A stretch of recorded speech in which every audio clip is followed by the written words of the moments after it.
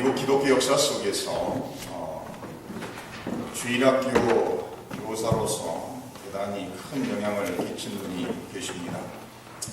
이분의 성함은 헨리에타 미얼스라는 분입니다. 저도 이분이 쓴 책을 10여 년 전에 읽었던 기억이 납니다. 성경의 파노라마라는 책의 저자이십니다. What the Bible is all about 이라는 그 책을 쓰시고 그 책이 미국과 전 세계적으로 300만 권 이상 팔린 책입니다. 이 헨리에타 미얼스라는 분은 1890년도에 태어나셔서 1963년도에 세상을 떠나셨습니다.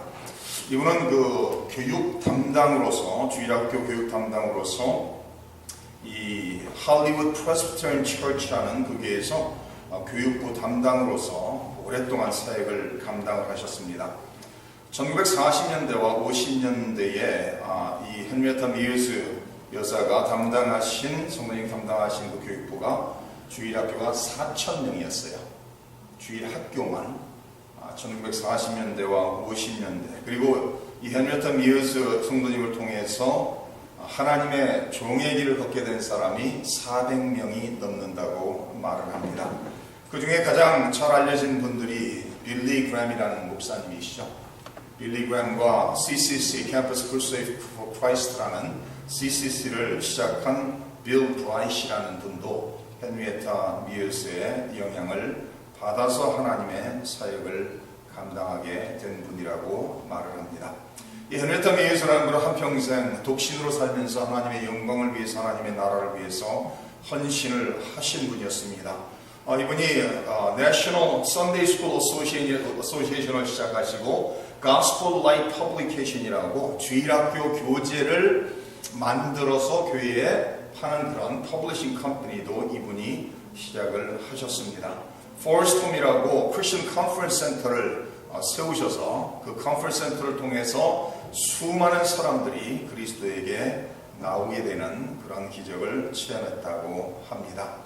이분이 1963년도 3월 19일에 돌아가신 후에 Forest Lawn Memorial Park라는 그 묘지에 묻히시게 됩니다.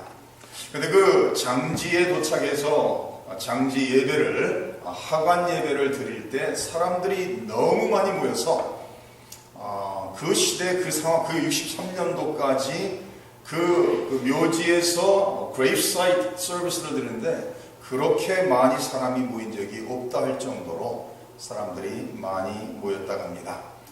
이 포레스트 론 메모리얼 파크라는 그 장지에는 할리우드에서 유명한 모든 할리우드 스타들이, 셀러브리티들이 다 거기에 묻혔다는 사실을 생각해 볼 때 헨리에타 미얼스라는 이분의 영향력이 얼마나 컸는가를 우리가 상상해 볼 수가 있습니다.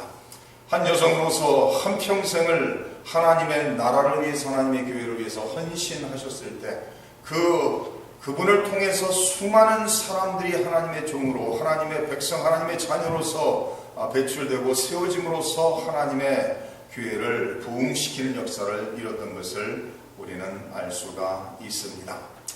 그와 정반대로 짐 존스라는 사람을 기억하시는지 모르겠어요. 이 짐 존스라는 사람은 11월달 1978년도에 가이아나에서 함께 자기를 추종하던 모든 사람들에게 독약을 먹여 자살을 한 사람입니다. 이 사람도 1931년도에 태어나셔서 자기가 나름대로 가르치는 이단적인 가르침으로서 많은 사람들을 가르치고 이끌다가 결국은 People's Temple이라는 것을 시작하고 샌프란시스코에 이사 갔다가 결국은 가이아나로 집단 이주를 한 후에 1978년도에 집단 자살을 한 그 지도자로서 우리는 알고 있습니다. 그 집단 자살할 때 914명이 존스타운 가이안에서 죽었다라고 기록은 남기고 있습니다. 914명 중에서 200명이라는 사람의 숫자가 어린 아이들이었다라는 말씀입니다.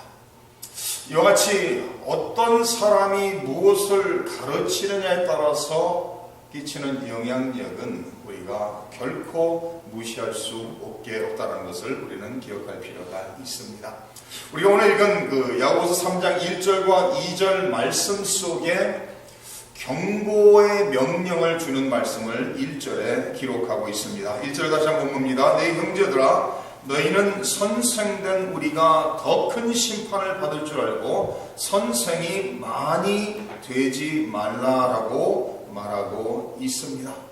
우리가 선생된 사람들은 하나님 앞에 더 큰, 더 엄격한 심판을 받게 될 것이기 때문에 많은 사람들이 선생이 되지 말라라고 가르치고 명령하고 있다라는 말씀입니다. 이 야고보서가 기록된 그 1세기 시대 속에서 많은 사람들이 선생이 되기를 원했고 많은 사람들이 선생이 된 것을 우리는 알 수가 있습니다. 그러나 많은 사람들이 선생이 되는 과정 속에서 그들의 동기가 올바르지 못한 동기로서 선생이 되었던 것을 우리는 볼 수가 있습니다. 마태복음 23장을 잠깐 찾아보시기 바랍니다. 마태복음 23장의 말씀을 가보시면은 여기 이런 말씀을 기록하고 있습니다. 마태복음 23장 1절부터 이렇게 기록합니다. 이 예수께서 무리와 제자들에게 말씀하여 이르시되 서기관들과 바리새인들이 모세의 자리에 앉았으니 그러므로 무엇이든지 그들이 말하는 바는 행하고 지키되 그들이 하는 행위는 본받지 말라. 그들은 말만 하고 행하지 아니하며 또 무거운 짐을 묶어 사람의 어깨에 지우되 자기는 이것을 한 손가락으로도 움직이려 하지 아니하며 그들의 모든 행위를 사람에게 보이고자 하나니 곧 그 경문띠를 넓게 하며 옷수를 길게 하고 잔치의 윗자리와 회당의 높은 자리와 시장에서 문안받는 것과 사람에게 랍비라 칭함을 받는 것을 좋아한다라고 기록하고 있습니다.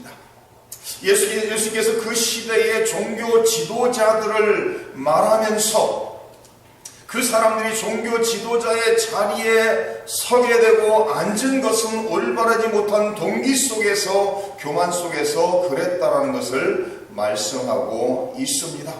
서기관들과 바리새인들의 모습을 언급을 하시면서 그들의 모든 행위를 사람에게 보이고자 한다는 거예요. 하나님의 종으로 세움을 받은 사람들은 하나님 앞에서 살아가는 사람이어야 할 터인데 그 사람들은 하나님 앞에서가 아니라 사람 앞에서 사람들에게 인정을 받기 위해서 사람들의 찬사를 받기 위해서 사람들의 영광을 누리기 위해서 그 지도자의 자리에 서 있었다라고 예수님께서 말씀을 하시고 있습니다.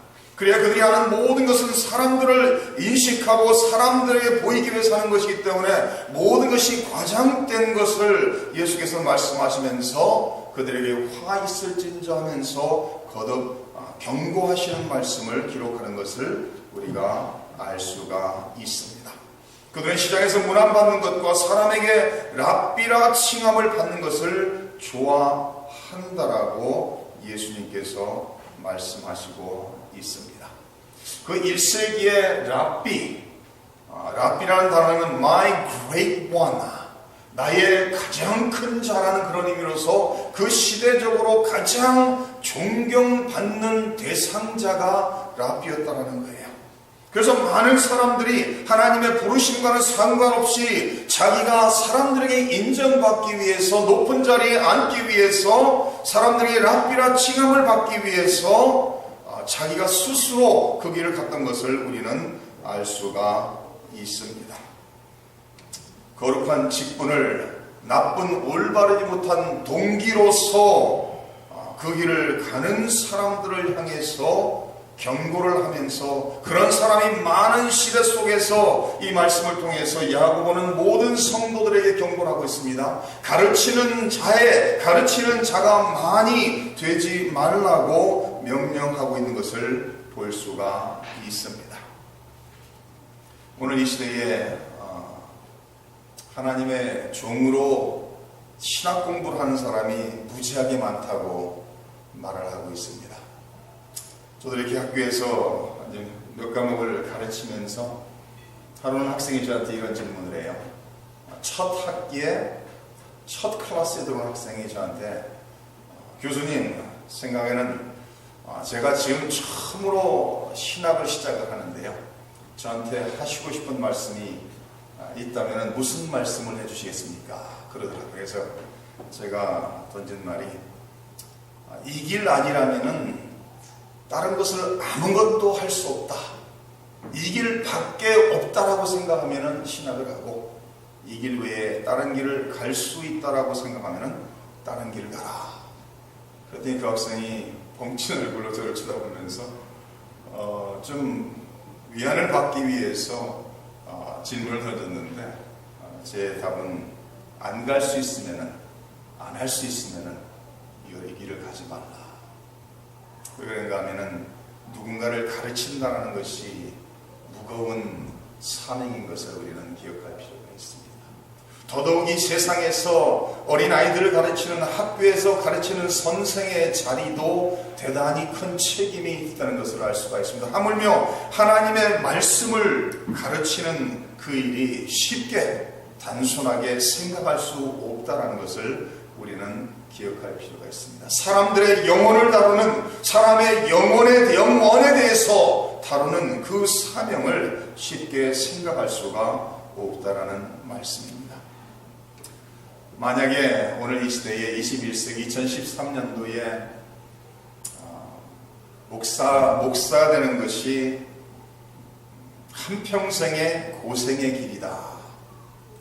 그러면 몇 명이나 목사 되겠다고 신학교를 갔는지 모르겠습니다. 한국에서도 한 30여 년 전에는 결혼 대상에 가장 바닥에 있던 사람이 누군지 아세요?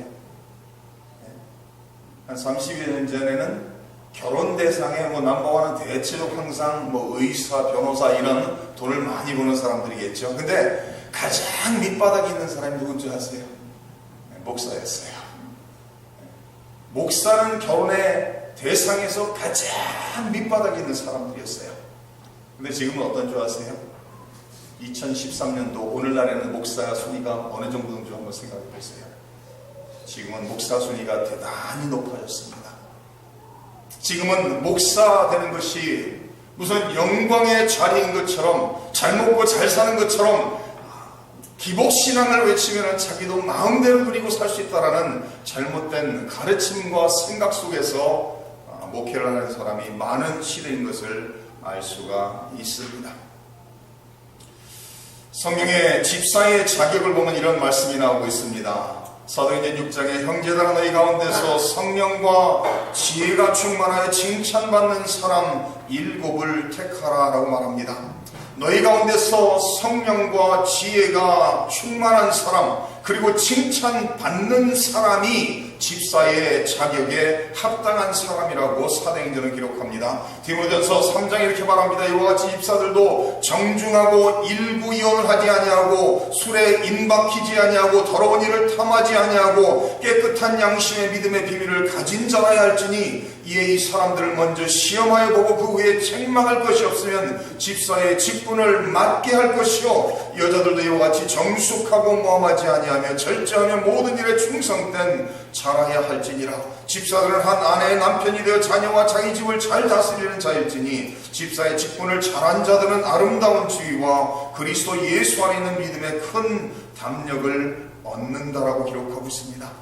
장로의 자격에 대해서 이렇게 말합니다. 그러므로 감독은 책망할 것이 없으며 한 아내의 남편이 되며 절제하며 신중하며 단정하며 나그네를 대접하며 가르치기를 잘하며 술을 즐기지 아니하며 구타하지 아니하며 오직 관용하며 다투지 아니하며 돈을 사랑하지 아니하며 자기 집을 잘 다스려 자녀들로 모든 공손함으로 복종하게 하는 자라야 할지며 사람이 자기 집을 다스릴 줄 알지 못하면 어찌 하나님의 교회를 돌보리요 새로 입교한 자도 말지니 교만하여져서 마귀를 정죄하는 그 정죄에 빠질까 하며 또한 외인에게서도 선한 증거를 얻은 자라야 할지니 비방과 마귀의 올무에 빠질까 염려하라. 디도서에서 다시 말합니다. 내가 너를 그레데 남겨둔 이유는 남은 일을 정리하고 내가 명한 대로 각 성의 장로들을 세우게 하려 함이니 책망할 것이 없고 하나님의 편이며 방탕하는 비난을 받거나 불순종하는 일이 없는 믿는 자녀를 준 자라야 할지라. 감독은 하나님의 청지기로서 책망할 것이 없고 제 고집대로 하지 아니하며 급히 분내지 아니하며 술을 즐기지 아니하며 구타하지 아니하며 더러운 이득을 탐하지 아니하며 오직 나그네를 대접하며 선행을 좋아하며 신중하며 의로우며 거룩하며 절제하며 믿은 말씀의 가르침을 그대로 지켜야 하리니 이는 능히 바른 교훈으로 권면하고 거슬러 말하는 자들을 책망하게 하려 함이라.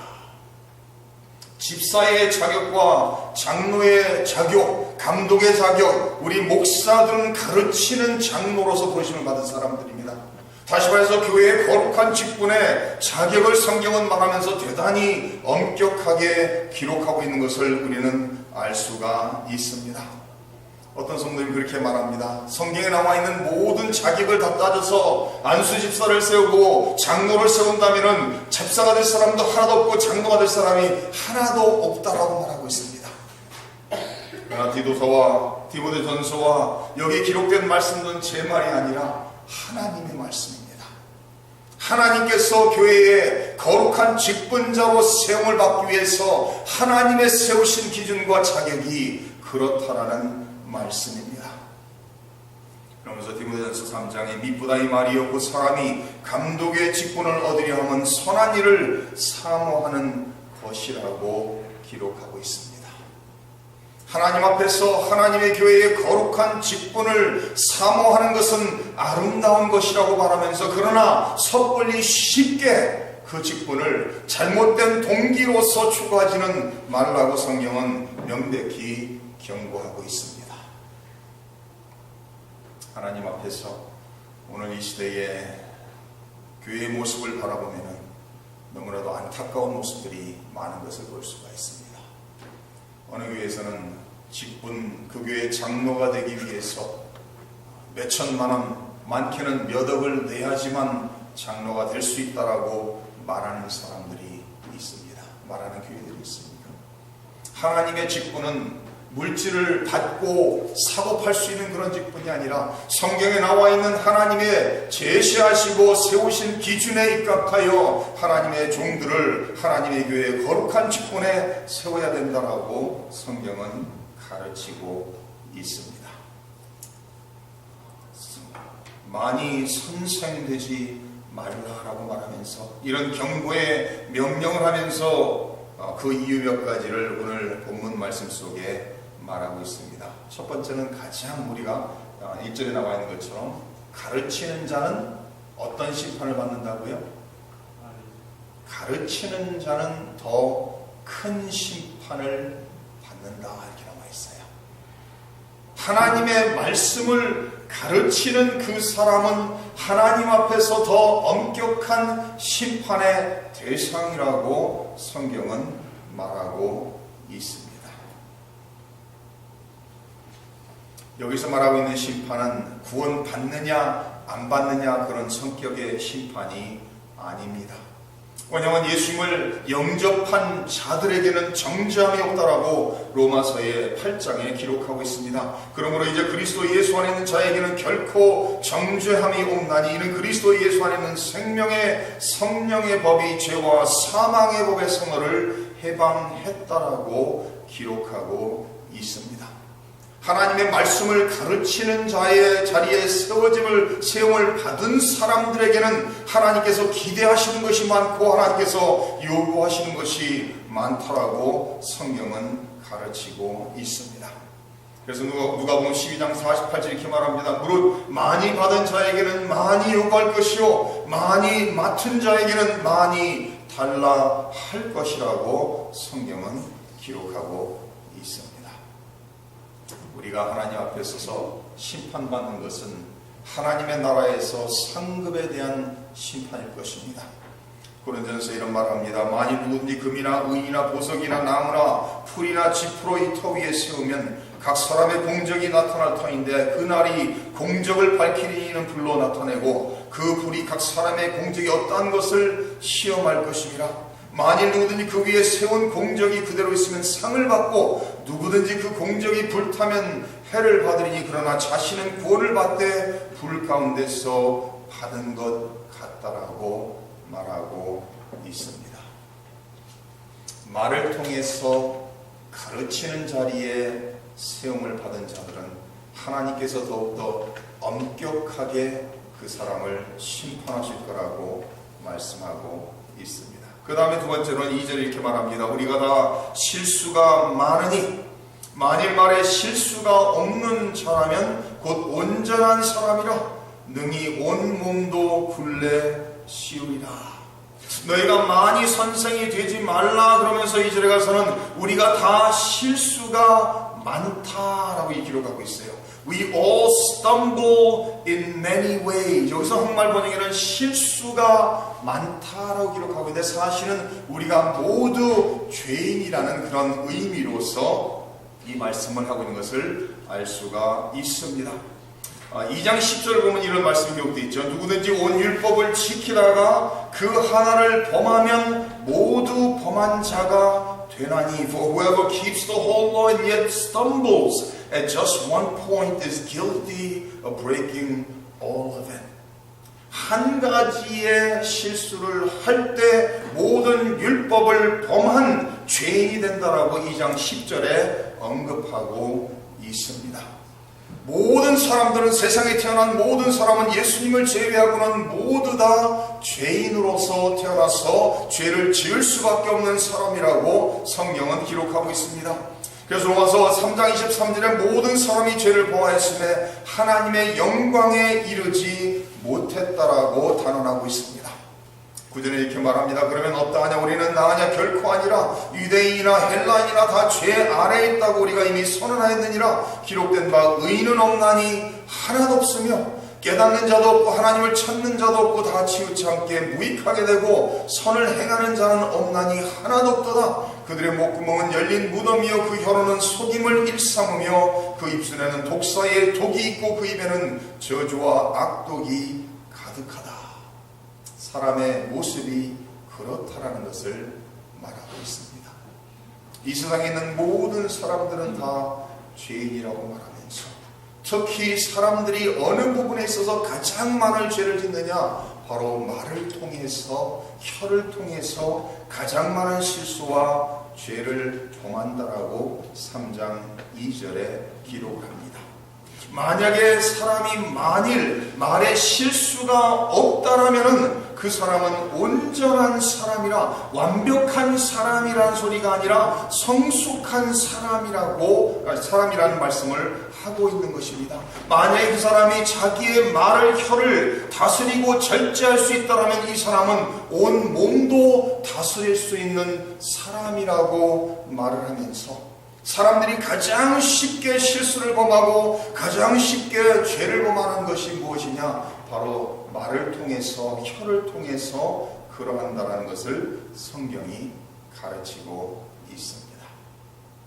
이 야고보서를 보시면은 말에 대해서 끊임없이 강조하는 내용이 많이 나온 것을 볼 수가 있어요. 저희가 이미 본 1장 말씀에 이렇게 기록했죠. 1장 19절에 내 사랑하는 형제들아 너희가 알지니 사람마다 듣기는 어떻게 하라고요? 속히 하고 말하기는 더디하며 성내기도 더디하라 이렇게 기록이 되어 있죠. 26절에 이렇게 말합니다. 누구든지 스스로 경건하다 생각하며 자기 혀를 재갈 물리지 아니하고 자기 마음을 속이면 이 사람의 경건은 헛것이다라고 말하고 있습니다. 경건하다라고 생각하는 사람은 자기의 혀를 재갈 물려 순종케 하고 다스리는 사람이어야 된다라고 말을 했습니다. 야고보서 4장 11절에 가서는 다시 말에 대해서 이런 내용을 기록하고 있습니다. 형제들아 서로 비방하지 말라. 형제를 비방하는 자나 형제를 판단하는 자는 곧 율법을 비방하고 율법을 판단하는 것이라. 내가 만일 율법을 판단하는 율법의 준행자가 아니요 재판관이로다. 입법자와 재판관 오직 한 분이시 능히 구원하기도 하시며 멸하기도 하시느니라. 너는 누구이기에 이웃을 판단하느냐? 비방하지 말라라고 말하고 있죠. 야고보서 5장 12절에 가서 이렇게 말합니다. 내 형제들아 무엇보다도 맹세하지 말지니 하늘로나 땅으로나 아무 다른 것으로도 맹세하지 말고 오직 너희가 그렇다고 생각하는 것은 그렇다 하고 아니라고 생각하는 것은 아니라 하여 정죄받음을 면하라. 사실 그대로만을 말하고 맹세하지 말라라고 성경은 가르치고 있습니다. 우리의 혀의 권세가 얼마나 큰가를 우리는 늘 기억할 필요가 있습니다. 한국의 신학계에 큰 영향을 미치셨던 박윤선 목사님이라는 분이 계십니다. 박윤선 목사님이 제자들이 뭐 이렇게 사람들이 찾아와서 상담을 하면은요, 의자에 딱 앉으셔갖고 똑바로 바라보시면서 말씀을 들으신대요. 그러다가 이 사람이 말하는 도중에 그 상담하고자 왔던 사람이 자기의 자신에 대한 내용을 가지고 상담을 하다가 다른 사람을 헐뜯는 말로 말이 바뀌기 시작하면요, 가만히 앉아 계시다가 자세를 조금씩 트신대요, 옆으로. 그래도 눈치를 못 채면 또 조금 더 튼대, 이렇게. 그래도 눈치를 못 채면 완전히 이렇게 틀어가고 쳐다보질 않는데, 지금 상담을 받으러 와갖고 다른 사람을 비방한다라면 말이 안 된다는 것이죠. 그래서 박윤선 목사님은 다른 사람을 낮추거나 비방하는 소리를 하면은 절대 대꾸도 하지 않고 똑바로 쳐다보지도 않았다는 말을 그 제자 중에서 어떤 목사님이 해주는 얘기를 들어봤습니다. 우리는 하나님 앞에서 살아가는 사람들이죠. 하나님의 자녀로서 하나님의 존전에서 하나님의 영광을 위해 살아가기 위해서 세움을 받은 사람들입니다. 우리는 우리의 입술을, 우리의 혀를 하나님 앞에 맡기며 하나님이 도와주시는 지혜와 능력으로서 다스릴 줄 아는 사람들이 되어야 될 것입니다. 성경에서 가장 그 사람이 한 말로서 비극적인 결과를 초래한 사건이 있다라는 사사 내용입니다.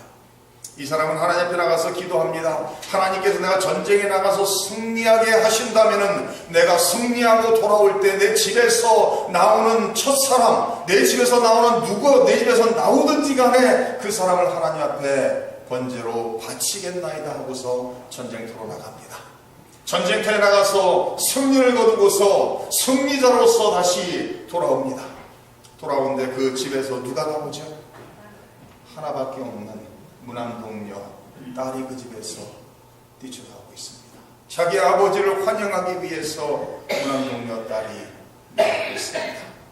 그래서 있다가 가슴을 치면서 내가 하나님 앞에서 이렇게 소홀하였기에 너를 하나님께 번제로 드릴 수밖에 없다라고 말하면 결국은 그 딸을 번제로 바치는 것으로 그 내용이 끝을 맺는 것을 볼 수가 있습니다. 아마 우리의 삶 속에서 가장 다스리기 힘든 것이 있다면 우리의 혀일 겁니다.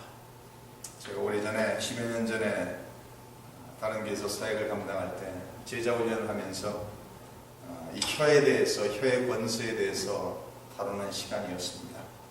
그래서 그 제자 훈련을 받는 성도님들이 젊은 청년부터 할머니, 할아버지 되시는 권사님들까지 다 계셨어요. 그래서 제가 이런 말을 했죠. 우리가 입술을 열어서 말을 할 거면 첫째는 하나님께 영광이 되는 말이어야 될 것입니다. 둘째는 우리의 입술을 통해서 말하는 그 말을 듣는 사람에게 유익하며 덕이 되는 말이어야 할 겁니다. 그때 저 구석에서 권사님이 손을 드세요. 한 70 가까이 되신 권사님이 다짜고짜 이렇게 말합니다. 목사님, 다른 사람 칭찬하며 다른 사람을 높이는 말은 너무 재미없습니다. 목사님, 다른 사람을 욕하고 비방하는 게 얼마나 재밌는 줄 아세요? 다짜고짜 그렇게 얘기하시는 권사님이. 우리 성도님들은 어떻습니까? 다른 사람에 대해서 우리 성도님들의 입술을 통해서 그를 세우는 말씀을 하십니까? 아니면 그 사람을 낮춤으로써 내가 높아지자라는 그런 교만한 자세가 있습니까? 저는 목사로서 가르치는 교사의 자리로서 하나님 앞에 저도 심판을 받을 것입니다. 저는 제가 오늘 이 순간까지 하나님 부르시는 그날까지 가르쳤던 모든 것을 근거로서 하나님 앞에 심판을 받을 것입니다. 그러나 우리 성도님들도 성도님들의 입술을 통해 하신 말씀에 대해서 책임을 지실 수 있어야 된다는 것을 기억하셔야 된다는 말씀입니다. 다윗이 이렇게 기도를 합니다. 여호와여, 내 입에 파수꾼을 세우시고 내 입술의 문을 지키소서. 내 입에 파수꾼을 세우시고 내 입술의 문을 지키소서라고 기도하고 있습니다. 우리 예수님께서는 입술을 열어 말씀을 하셨을 때 첫째로 하나님께 영광이 되었고, 그 말씀을 통해서 사람들에겐 덕이 되며 깨우침을 주시는 말씀을 하시고 인생을 살았던 것을 우리는 알 수가 있습니다. 우리 예수님께서는 하나님의 영광을 위해서 말하고 하나님의 영광을 위해서 진리를 따라 순종하며 결국은 십자가까지도 마다하지 않고 십자가의 길을 걸으셨던 것을 우리는 기억해야 됩니다. 우리 모두도 예수님을 본받아 예수님의 마음을 품고 우리의 모든 생각까지도 그리스도에게 복종시키며 살아갈 때 우리의 삶을 통해서 우리의 입술을 통해서 하나님께는 영광이 될 것이고, 우리 주위에 있는 많은 사람들에게는 자극과 도전과 생명이 되리라 믿습니다.